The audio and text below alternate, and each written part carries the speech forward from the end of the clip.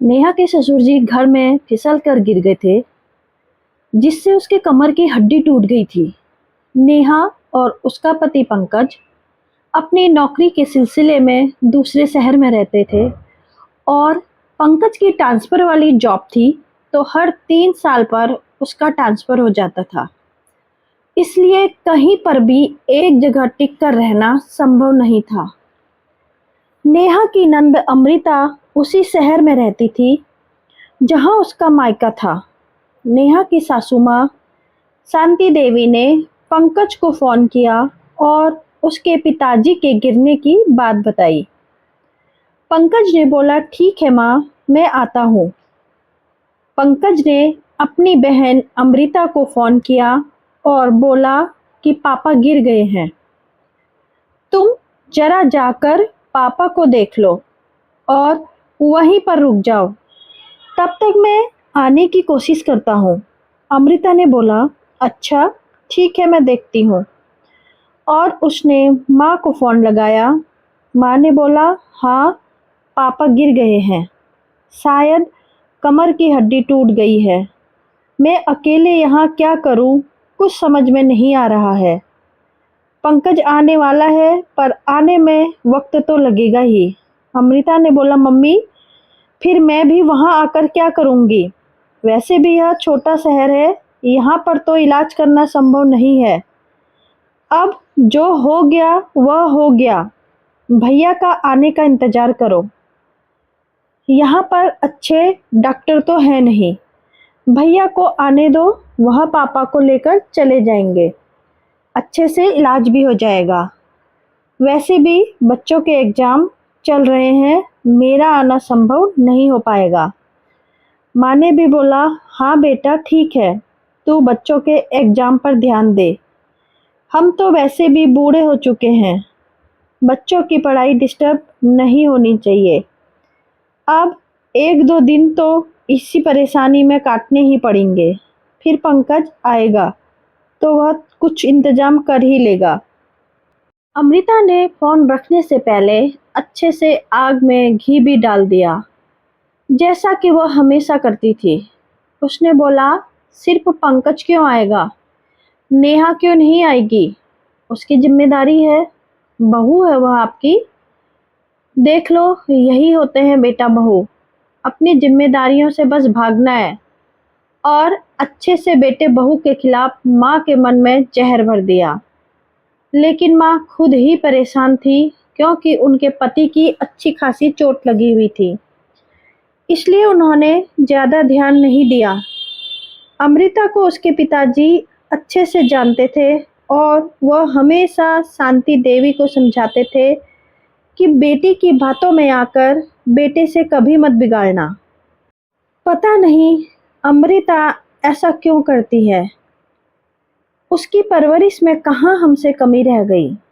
फिर पंकज को फ़ोन आया कि माँ मैं आ रहा हूँ, पिताजी को लेकर आ जाऊँगा, यहाँ इलाज करवा लेंगे। पंकज ने बोला, अमृता दीदी तो आ गई होगी ना, थोड़ी तो राहत मिल गई होगी तुम्हें। माँ ने बोला, नहीं, उसके बच्चों के एग्ज़ाम चल रहा है। पंकज ने बोला, तो बच्चे तो बड़े हैं और बच्चों के दादा दादी तो घर पर ही हैं, उनके भी तो पापा हैं, इतना तो वह कर ही सकती है उस शहर में रहकर।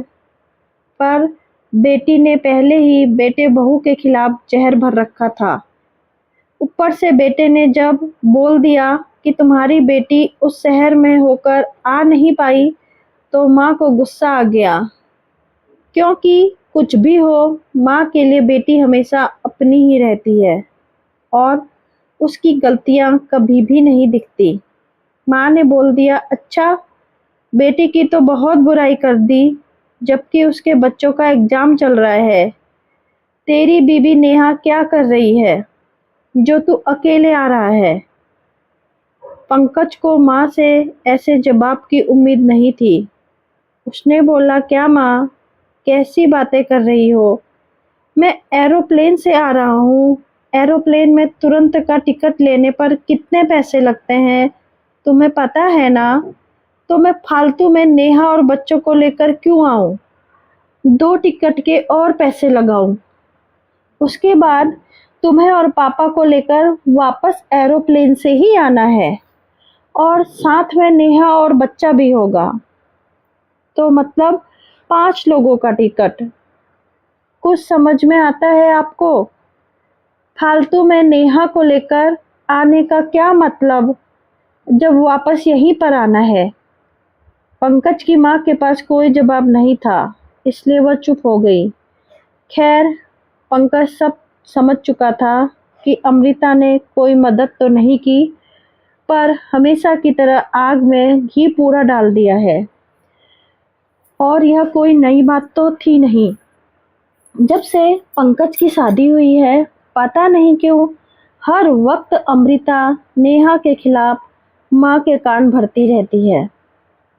जब से नेहा इस घर में आई है, अमृता को शायद ऐसा लगता है कि नेहा ने उसका हक छीन लिया है। आखिर वह भी तो किसी के घर की बहू बनकर आ गई है, लेकिन उसे यह बात समझ में नहीं आती। हर वक्त वह सास और बहू के बीच और बेटे और माँ के बीच एक दीवार खड़ी करने की कोशिश करती है। खुद उसी शहर में होकर अपने जन्मदाता को एक बार देखने के लिए नहीं आ पाई। खैर, पंकज ने सोचा, अभी यह सब बातें करने का वक्त नहीं है, और पंकज अपने पापा के पास पहुंच गया और उन्हें लेकर अपने घर आ गया। वहाँ अच्छे हॉस्पिटल में अपने पापा को भर्ती करवाया, जहाँ उनको ऑपरेशन करने के लिए डॉक्टर ने बोला। लेकिन डॉक्टर ने पहले ही बोल दिया था, क्योंकि उनकी उम्र बहुत अधिक हो चुकी है, तो उस ऑपरेशन में बहुत रिस्क है।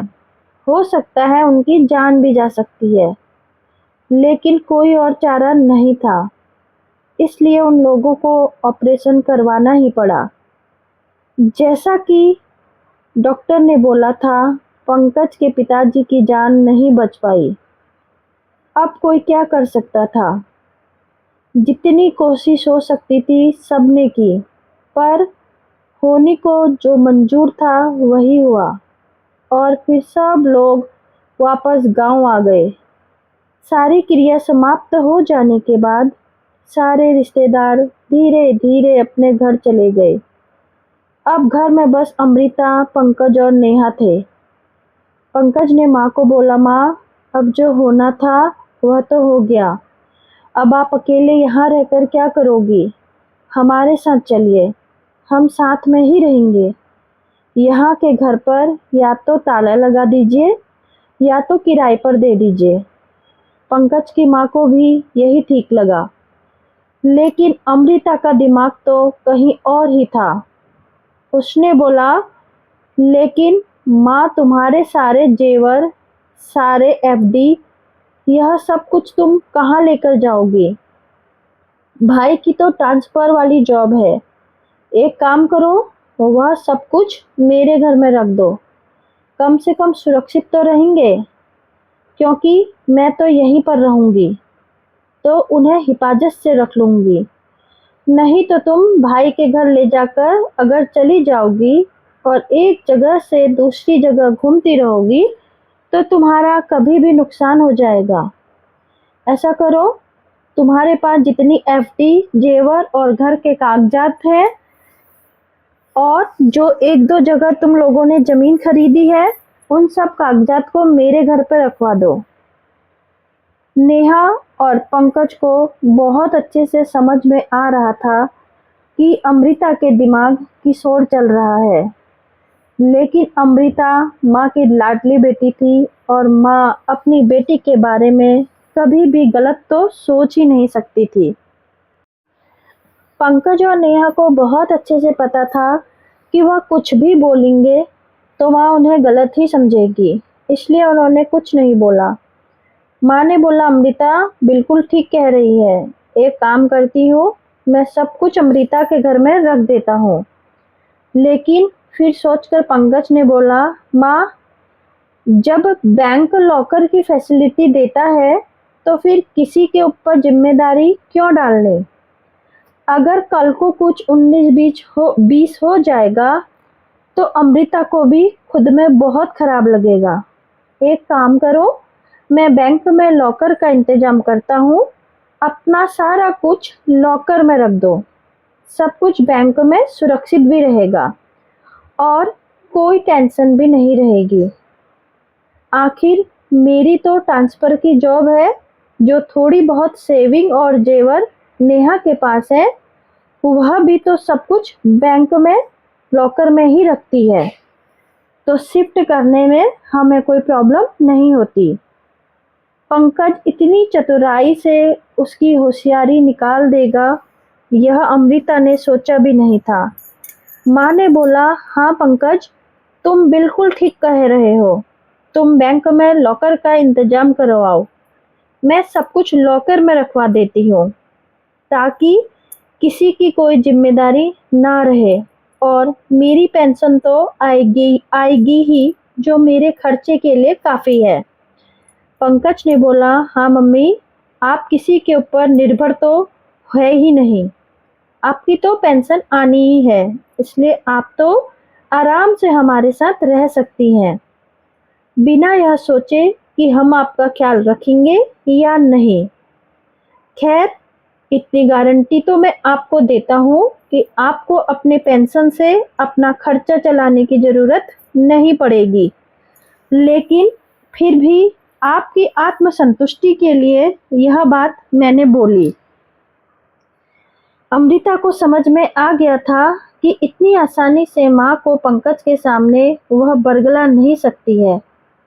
माँ पंकज और नेहा के साथ उनके पास चली गई। अमृता फोन पर रोज अपनी माँ से बात करती और किसी न किसी बहाने से नेहा और पंकज में नुक्स निकालकर माँ के कान में उल्टी सीधी बातें भरती रहती। कभी बोलती कि नेहा जानबूझकर ऐसा खाना बनाती है कि तुम्हें सही से हजम ना हो और तुम बीमार पड़ जाओ। कभी बोलती है वह लोग तुम्हें इसलिए लेकर गए हैं कि तुम्हारी पेंशन में उन लोगों के घर का खर्च चले और उनके सारे पैसे बच जाएं। कभी बोलती, देखना, नेहा का बच्चों को बड़ा होने दो, उसे नौकरी करनी है और घर में कोई दाई चाहिए थी, इसलिए वह तुम्हें लेकर गई है, ताकि जब वह नौकरी पर जाना शुरू करे तो तुम उसके बच्चों को संभालो और घर में दाई का काम कर दो, ताकि वह दोनों मियाँ बीवी नौकरी कर सकें। पता नहीं क्या क्या उल्टी सीधी बातें लगातार अपनी माँ के कान में भर रही थी। माँ को पंकज और नेहा के साथ किसी भी तरह की कोई तकलीफ नहीं थी। फिर भी बेटी लगातार बहू और बेटे के खिलाफ बातें कान में डाल रही थी, तो माँ को भी ऐसा लगने लगा कि हाँ, वह सही बोल रही है। मेरे बेटे और बहू मेरे पैसा के लालच में मुझे यहाँ लेकर आए हैं। अगर मेरे पास पैसे नहीं होते तो यह मुझे मेरे घर पर अकेला ही छोड़ देते, क्योंकि पंकज और नेहा शहर में रहते थे, तो ज़्यादा किसी के घर आना जाना या घूमना फिरना नहीं होता था। शांति देवी की आदत शुरू से ही घूमने फिरने की थी, तो उनका मन भी वहाँ नहीं लगता था। अमृता ने धीरे धीरे 6 महीनों में माँ के मन में इतना जहर भर दिया कि उन्होंने जिद पकड़ ली कि मैं अपने घर जाकर रहूँगी। मुझे यहाँ पर अच्छा नहीं लग रहा है। अभी मैं इतनी बूढ़ी नहीं हुई हूँ कि अकेले नहीं रह सकती। जब मेरे पास अपना घर है तो मैं अपने घर में रहूँगी। हाँ, जब ऐसा लगेगा कि अब मैं अकेले नहीं रह सकती, तब मैं तुम लोगों के पास आ जाऊँगी। पर अभी मैं यहाँ नहीं रह सकती। पंकज और नेहा को बहुत अच्छे से पता था कि माँ ऐसा क्यों बोल रही है और किसके बहकावे में आकर बोल रही है। लेकिन वह लोग क्या कर सकते थे। उन लोगों ने माँ को वापस उनके घर भेज दिया और अब अमृता जो चाहती थी वह सब हो गया। अब अमृता का दिन माँ के साथ ही गुजरता था, बल्कि अमृता पूरी तरह से अपने बच्चों के साथ इसी घर में शिफ्ट हो गई थी। जब पिताजी बीमार थे तो देखने भी नहीं आ पाई थी, बच्चों की पढ़ाई की वजह से। और अब बच्चे इसी घर में अपने स्कूल से जा रहे थे, कोई दिक्कत नहीं हो रही थी। अब अमृता ने अपनी असली खेल शुरू कर दिया था। माँ से बोला, माँ तुम्हारी तो अच्छी खासी पेंशन आती है, तुम्हारे घर का कोई खास खर्च तो है नहीं, भाई का भी बच्चा भी छोटा है, उसके भी अभी कोई खास खर्चे हैं नहीं, लेकिन मेरी बेटी का दूसरे स्कूल में एडमिशन करवाना है और वह अब 9th में जा रही है, तो कोचिंग भी स्टार्ट करवानी है। स्कूल की फीस और कोचिंग की फीस बहुत ज़्यादा हो जाएगी। बेटा तो पहले से 11वीं में है, उसकी तो कोचिंग और स्कूल की फीस ज़्यादा लगती ही है। मुझे थोड़ी परेशानी हो रही है। एक काम करो, घर का एक फ्लोर किराए पर दे दो और वह किराया मुझे दे दिया करना, जिससे मैं मेरी बेटी की स्कूल और ट्यूशन की फीस दे दूंगी। तुम्हारी तो वैसे भी पेंशन आ ही रही है, कोई दिक्कत तो होगी नहीं। और वैसे भी माँ बाप की प्रॉपर्टी में मेरा भी तो हक बनता है। मेरी बेटी की पढ़ाई अच्छे से हो जाएगी। माँ तो बेटी के प्यार में अंधी थी, यह जानते हुए दामाद जी का बहुत बड़ा बिजनेस है और अच्छा खासा चलता है, फिर भी माँ को बेटी की बातों में सच्चाई लगी और उन्होंने बोला, हाँ बेटा, घर का एक फ्लोर खाली ही तो पड़ा है, उसे किराए पर देकर अगर तेरी बेटी की पढ़ाई के लिए पैसे निकल आए तो इसमें बुराई ही क्या है। माँ ने यह सब कुछ पंकज और नेहा को बताना जरूरी भी नहीं समझा और अमृता से बोला, तू किराएदार ढूंढ, मेरा घर है, मैं जो चाहे करूं, इससे किसी को क्या दिक्कत होगी। इस तरह से घर का एक हिस्सा किराए पर दे दिया गया और किराए में मिलने वाले 12,000 अमृता रख लेती थी अपनी बच्ची के स्कूल और ट्यूशन फीस के नाम पर। एक बार पंकज और नेहा छुट्टियों में घर आए थे और जब घर में उन्होंने किराएदार को देखा तो माँ से इसके बारे में पूछा। माँ ने बोला, हाँ, मैं अकेली रहती थी, घर घर खाली पड़ा था तो मैंने किराए पर दे दिया। पंकज ने बोला, वह तो ठीक है माँ, पर तुमने ठीक ठाक से देख समझ कर तो दिया है, आजकल किसी का कोई भरोसा नहीं है। माँ ने बोला, हाँ, ऐसा कुछ नहीं है, अच्छे लोग हैं, ज़रूरत पड़ने पर थोड़ा बहुत काम भी कर देते हैं और किराया भी वक्त कर दे देते हैं। पंकज ने बोला, फिर तो ठीक है। फिर पंकज ने बोला, तो एक काम करो माँ, तुम्हारी तो अच्छी खासी पेंशन आती ही है, फिर किराए की रकम की हर महीने एफडी करवा दिया करो, कुछ सेविंग हो जाएगी। माँ ने बोला, नहीं, वह मैं अमृता को दे देती हूँ, उसकी बेटी की 9वीं क्लास की पढ़ाई शुरू हो गई है और उसे थोड़ी आर्थिक दिक्कत हो रही है, तो उन पैसों से उसके स्कूल और ट्यूशन की फीस निकल जाती है। वैसे भी घर का हिस्सा तो खाली ही पड़ा था, कोई मैं अलग से तो कुछ कर नहीं रही हूँ, पापा का प्रॉपर्टी पर उसका भी तो हक है। पंकज ने बोला, मैं यह कब कह रहा हूँ कि उसका हक नहीं है, पर क्या सिर्फ उसी का हक है, मेरा हक नहीं? अभी कोई हिस्सा बंटवारा तो हुआ नहीं है, फिर इतना बड़ा निर्णय आपने ले लिया और मुझे पूछे बिना। पंकज का यह बोल रहा था कि माँ बिगड़ गई, यह मेरा घर है, मेरे पति के पैसों से बना हुआ है, इस पर तुम्हारा या किसी का कोई हक नहीं है। यह कोई पुश्तैनी जमीन या जायदाद नहीं है। मेरा जिसे दिल करेगा उसे दूंगी। आइंदा से किसी फैसले पे टांग घुसने की कोशिश मत करना तुम दोनों। इतने दिनों में अमृता ने इतने अच्छे से शांति देवी का ब्रेन वॉश किया था कि शांति देवी को पंकज और नेहा दुश्मन दिखने लगे।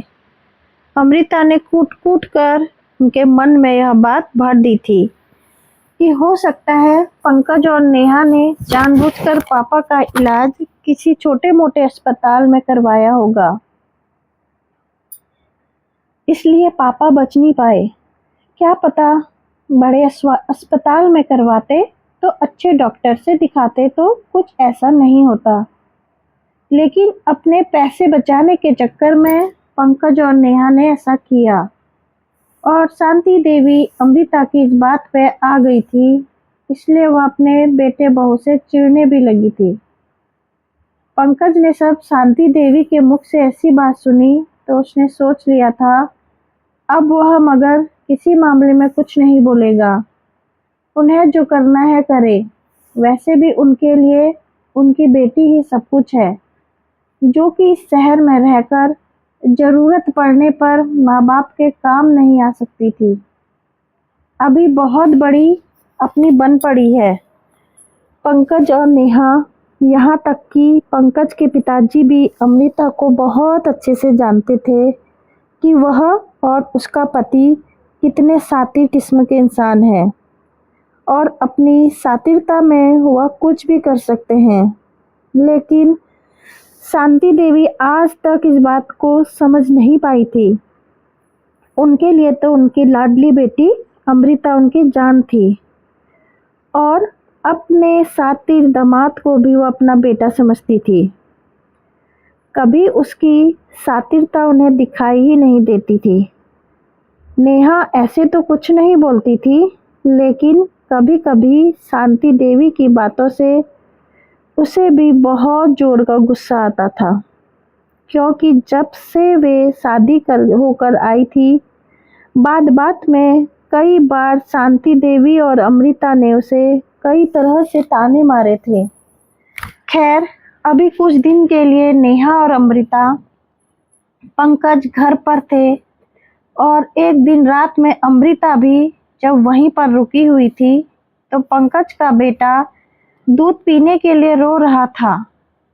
थोड़ा सा ही दूध बचा था, लेकिन बच्चा छोटा था तो नेहा ने बहुत सारा दूध अपने बेटे को पीने के लिए दे दिया। इस पर अमृता ने अपने माँ के कान पर कान भर भर के बहुत बड़ा बवाल घर में करवाया कि मेरे बच्चे भी घर में थे और भाभी ने सारा दूध अपने बेटे को दे दिया। देख लो क्या क्या करती है भाभी। शांति देवी ने नेहा और पंकज को बहुत उल्टा पुल्टा सुनाया एक गिलास दूध के लिए। पंकज ने बोला, माँ छोटा बच्चा है, उसे खाना नहीं खाना था, उसे नींद आ रही थी तो इसलिए नेहा ने उसे दूध दे दिया। बड़े बच्चे तो खाना भी खा लेते हैं, पर यह 1.5-2 साल का बच्चा दूध पीकर अक्सर सो जाता है। इसकी तुलना बड़े बच्चों से क्यों करनी। लेकिन फिर भी माँ ने मुंह बंद नहीं किया और बोला, हिम्मत कैसे हुई अपने बेटे को दूध देने की और मेरे नाती नातिन को दूध नहीं देने की। तुम्हारे पैसों का दूध नहीं था, मेरे पैसों का दूध था। इस पर उनका भी बराबर का हक है। आज नेहा के सब्र का बांध टूट गया था। उसने बोला, बिल्कुल आपके पैसों पर बराबर का नहीं बल्कि पूरा हक आपकी बेटी और उनके बच्चों का है। मेरा पंकज और मेरे बच्चे का तो कोई हक नहीं है। हमारे सिर्फ फर्ज हैं। एक तो सारे बेटी के हैं, हक तो सारा बेटी के हैं। कोई बात नहीं, मेरा पति भिखारी नहीं है, अच्छा खासा कमाता है और बहुत सहेलियां मैंने। आपकी हेकड़ी, हर चीज़ की एक सीमा होती है और आपने अपनी सारी सीमाएं आज पार कर दी हैं। तो जिस तरह से सारे हक अपनी बेटी को दे दिए हैं ना, सारे फर्ज भी उसी से निभवा लीजिएगा। फर्ज के वक्त तो बेटा बहू याद आते हैं। अब बहुत हो गया। अब मैं अपनी और बेइज्जती बर्दाश्त नहीं कर सकती। पंकज, अभी का अभी चलो यहाँ से। पंकज भी बहुत देर से यह ड्रामा देख रहा था और उसे समझ आ चुका था माँ को समझाने से कोई फायदा नहीं है। अमृता तो यही चाहती थी कि पंकज और नेहा जल्द से जल्द वहाँ से चले जाएं ताकि उसका खेल वापस चालू हो सके। पंकज और नेहा चुपचाप वहाँ से चले गए।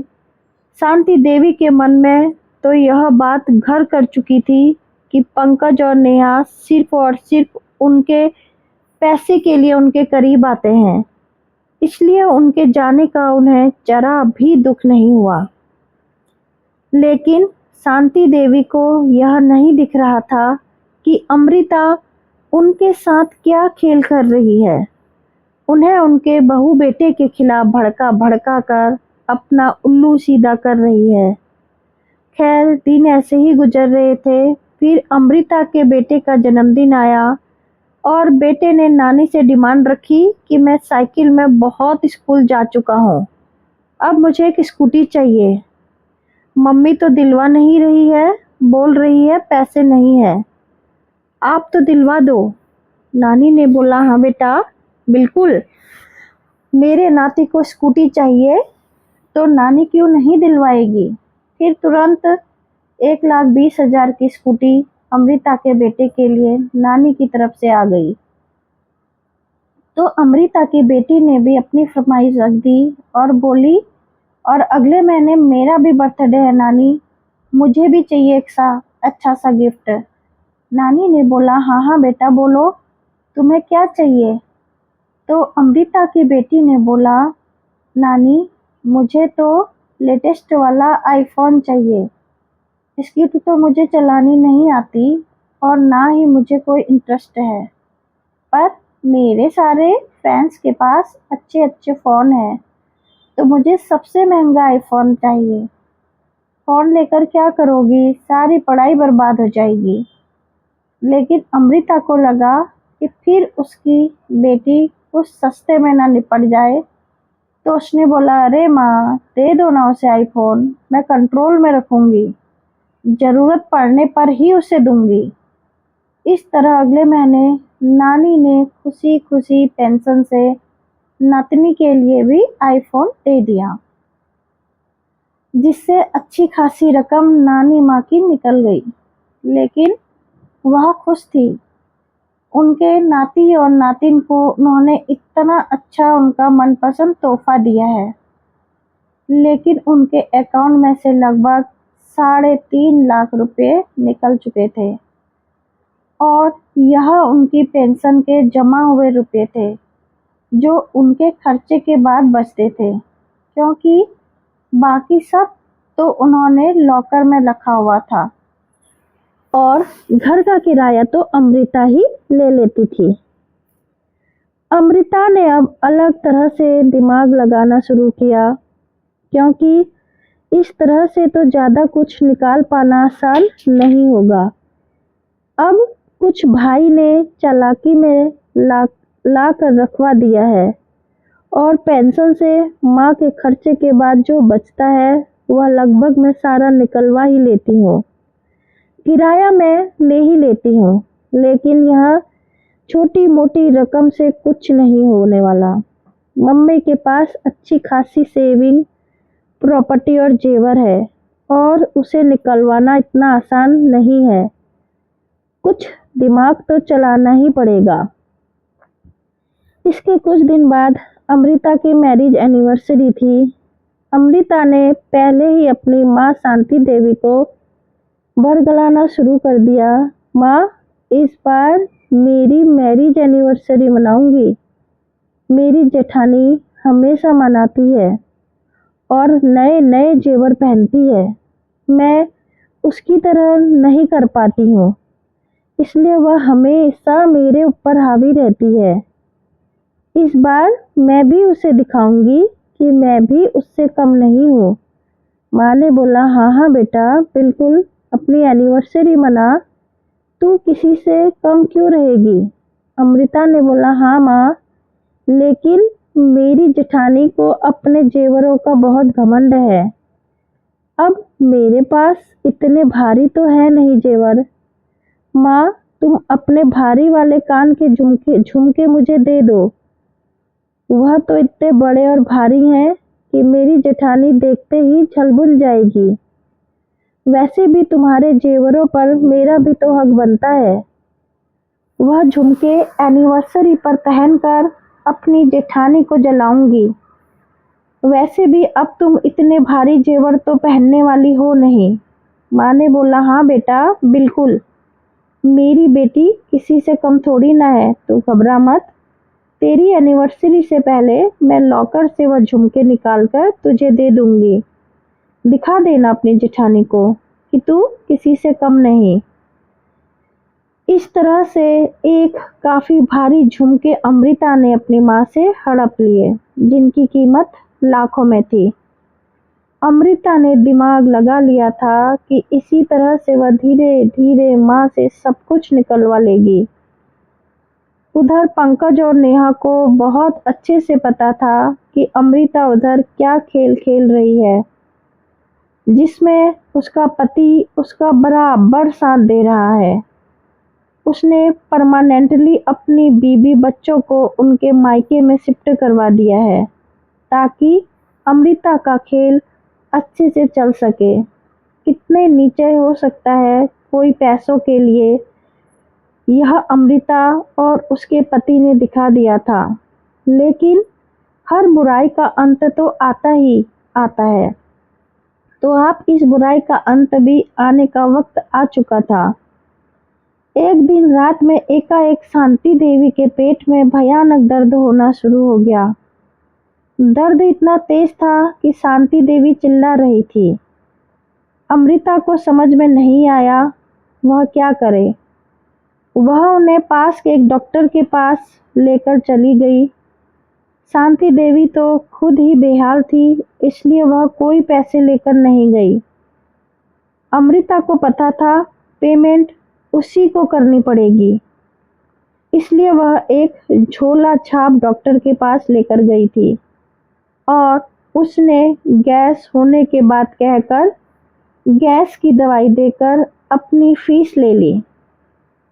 अमृता ने भी चुपचाप माँ को लाकर घर में रख दिया और बोला, माँ, कोई घबराने की बात नहीं है, गैस ही तो है, थोड़े गर्म पानी की सिकाई करो, दवाई खाओ, ठीक हो जाओगी। अमृता को माँ की हालत देखकर समझ में आ गया था कि बात गैस की नहीं है, बल्कि कुछ गंभीर है और अभी यहाँ रहने में उसका नुकसान है। इसलिए अमृता ने वहाँ से निकल रहने में अपनी भलाई समझी और बोला, माँ, मेरे ससुराल में मेरी चचेरी ननद की शादी पड़ी है। अब ससुराल का मामला है, मुझे तो वहीं पर रहना पड़ेगा, सारी रस्म मुझे करने पड़ेंगे। इसलिए अभी 1 महीना तो मुझे अपने ससुराल में ही बिताना पड़ेगा। माँ ने बोला, अरे मुझे अकेला छोड़कर कहाँ जा रही है? यहीं से शादी की सारी रस्मों में चली जाना। एक तो मेरी तबीयत ठीक नहीं है, ऊपर से तू जा रही है। अमृता ने बोला, नहीं माँ, मैं यहाँ कैसे रहूँगी, मुझे तो वहीं रहना पड़ेगा, नहीं तो लोग बहुत बातें बनाएंगे।